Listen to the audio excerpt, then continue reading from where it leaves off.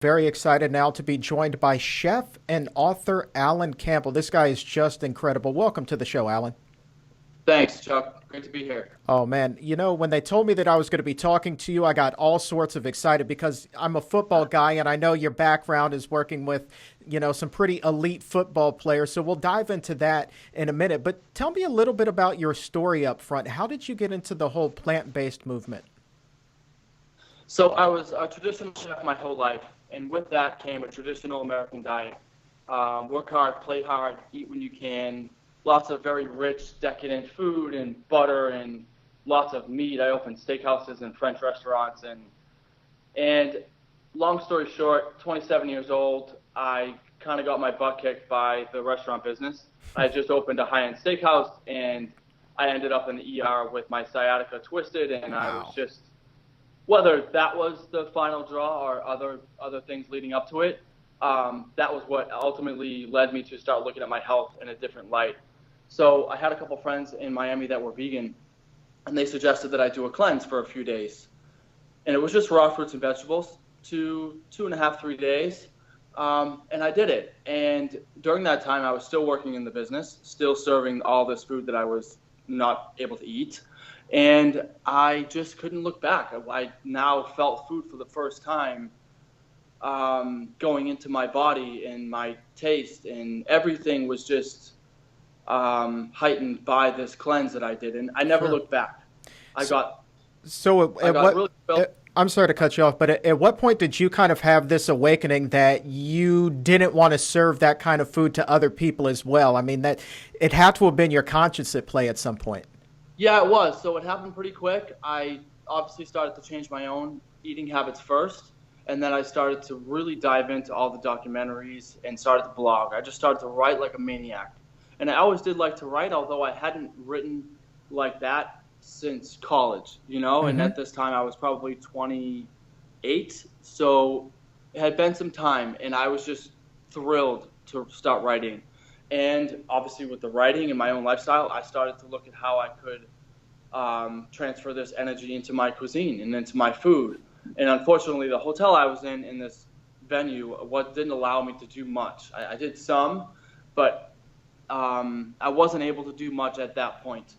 I eventually got laid off from that hotel, which was Mm. a blessing in disguise. And I followed the path. I followed the food I wanted to cook. I promised myself I would only cook the food I wanted to cook. I left the restaurant business. I turned down jobs. I became self-employed. I moved in with a friend. I gave up all of the luxuries in my life, my Sure. gym, all these things to minimize my expenses. And I just followed what I really wanted to do. I landed a couple gigs with random plant-based food companies, like marketing their food and private chef stuff for friends. And long story short, it led me back to Boston, and here I am today. Yeah, so I mean, you really took a leap of faith. You went all in on going Yep. vegan. Really, you're to be commended for that. I would imagine that really had to have been kind of a scary time, even though you were following your gut there. Right. So, one thing I strongly believe that plant-based is the foundation of what I do, of everything that I do. Um, and with that consciousness, I couldn't just go back to cooking that food that I had been cooking my whole life. I could Right. no longer put a plate out to serve to a guest, knowing now what I knew. I couldn't do that. I could no longer do that. So you moved back to Boston, and I assume then that led you to perhaps your most famous client, Tom Brady. How did that relationship blossom? Yeah, so I was in Miami. I had been on my own for about a year, and I started to get recognized. I did an event. I did a closed doors dinner, and I got some public attention. It was a fully vegan meal. It was mostly raw, and the founder of that event introduced me to Nicholas Torrent, who was Tom's previous chef. Hmm. And so we just met for coffee. The founder of the event said, "Hey, I think you guys should meet. You have very similar philosophy." And we just met for coffee. I had no idea who he was. He didn't know that I was from Boston originally, and also a big fan of Tom and Giselle. And so he tells me he has these clients that he would love to keep, but he also wanted to open a restaurant. It happened very, very quick. Next thing you know, I was in LA filling in for him. He gave his notice, and they asked me to come back to Boston. And I left Miami kind of dead in its tracks, and I came back to Boston. I mean, the timing on this interview was so fortuitous because as we're recording this, not to get too sportsy about it, but there was a trade made. Tom Brady's backup goes out to San Yep. Francisco, and here's Tom, 40 years old, and the Patriots are going all in on him long term. I mean, that's a huge Yep. risk in the NFL, and I'd like to think, it's because his health is at a premium. Talk to me a little bit Yep. about that. Yeah, I'd like to think so too. I mean, as far as the trade goes, I think there's a backup coming. It would be foolish not to. It also feels good to think that they do have confidence in Tom in that way. Um, but yeah, of course, I do think the way that people eat has a big impact on their performance and their health and longevity and all these other areas of our life that food actually touches on. And why is that? Why is it that somebody that is vegan, is plant-based, would have a prolonged career versus somebody in the NFL that's eating a traditional diet? Right. So, from everything that I've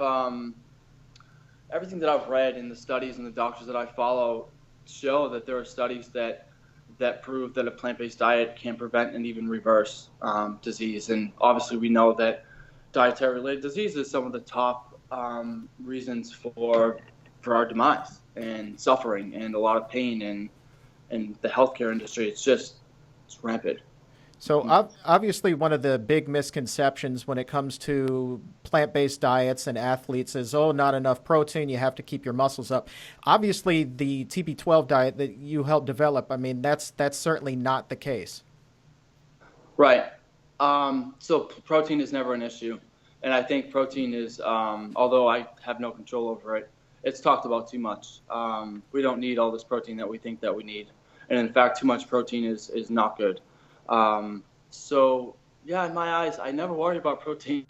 It's one of the last things to be honest. I know I've had plenty of clients that want to know protein, protein, protein, especially when I'm consulting with them and they want to convert to a more plant-based diet. Sure. I just lay out a few of the good ones like quinoa and amaranth and hemp seeds and spirulina and all these really high protein foods. And I just talk about having a nice balance of a variety of plant-based foods will give you all the nutrients that you need. No need to be sucking down protein shakes and thinking about big cuts of beef. There's just no need of it. Now, obviously, you play professional sports. You're going to have road trips, some longer than others. But what kind of steps do athletes take to make sure that they're able to continue to eat cleanly while on the road, while that food may not be as readily available? Yeah, so in my opinion, it's really about planning and where are your priorities in your life. And some athletes prioritize diet at a very high level, and some don't. Um, the ones that I've seen recently in the newest book with MLB is, these guys that were chosen to be in the book, they do prioritize that, and they have a system in place where they know where they're going. They know what options they have, or they have a chef that prepares food for them, or the welcoming clubhouse will provide them with healthy options. What about back at home? What would you recommend that athletes and just everybody in general who may be listening, what are some of the key items that you recommend they have in their kitchen at all times? As far as fresh food or Yeah, maybe absolutely fresh food. We're talking 100% fresh food. right. So I always start with green leafy vegetables. That's the base of every meal that I eat and that I cook. We have to look at having something green always. And that might mean that, yes, you have to wash the kale and you have to spin it and you have to store it properly.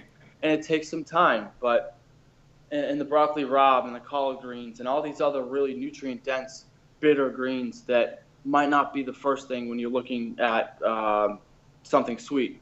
But when we really prioritize the type of nutrients that we want to be consuming, that's what I look at. I know it's not the most exciting and sexy food to have in the fridge, but green leafy veggies are the root of what every meal should be.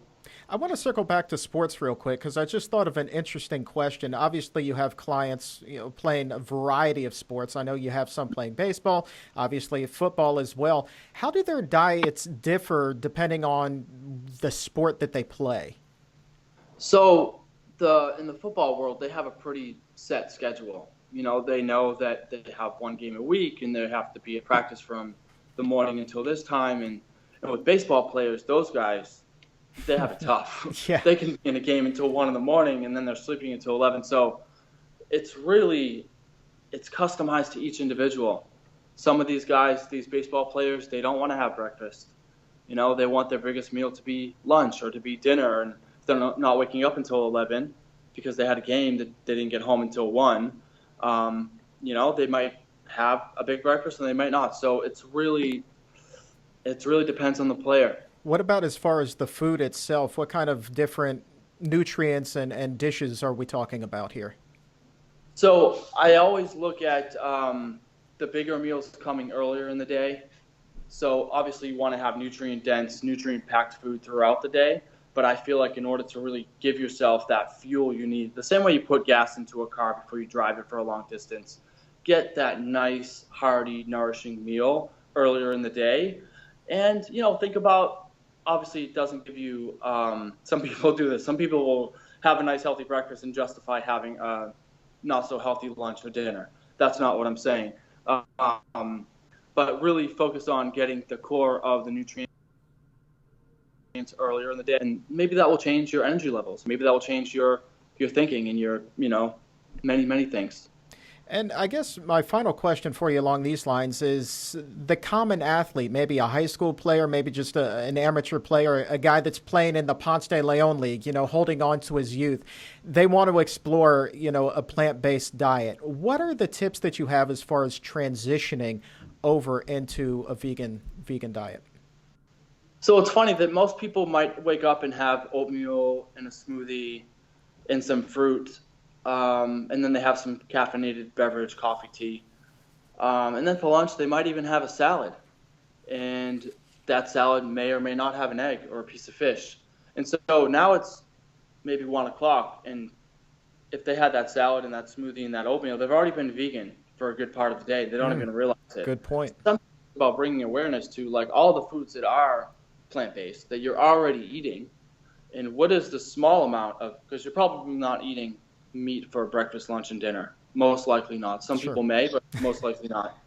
So it's really highlighting the good, as opposed to take away this, take away this, take away this. Let's highlight what you're already eating, and let's add something to it that's delicious that will substitute what you think, that piece of meat might be giving you. It's good advice, and I understand that you have your own line of products coming out. Make it a little bit easier for everybody to eat vegan. Go clean. Yeah, so I really want to provide the masses with options. I really do. I see what's out there, and there's not many good options out there. So in the beginning stages of preparing foods and mass producing them here in Boston, I plan to go nationwide eventually with fresh prepared foods. And yeah, like I said, it's a work in progress, and but I've found a kitchen that I can produce from. I'll bring in my own team, and I'll actually make the product. I will not co-pack it. And yeah, it will be affordably priced, and it will be primarily organic, if not definitely non-GMO. So I'm very excited about that. And what's your signature dish? I have to ask that with you being a chef. So I really, like I said, I focus on high nutrient level ingredients, and quinoa is one of those ingredients. So I'll do some different quinoa cakes with different nuts and seeds and legumes, and also brown rice. And I'm a big believer in sprouting or fermenting or roasting these grains to help make them more digestible. And that's another piece that you don't find very often in these prepared foods. Definitely not in any kind of canned, pre-cooked rice or grains or legumes. So all of those things will be hopefully prepared the right way to help with digestion.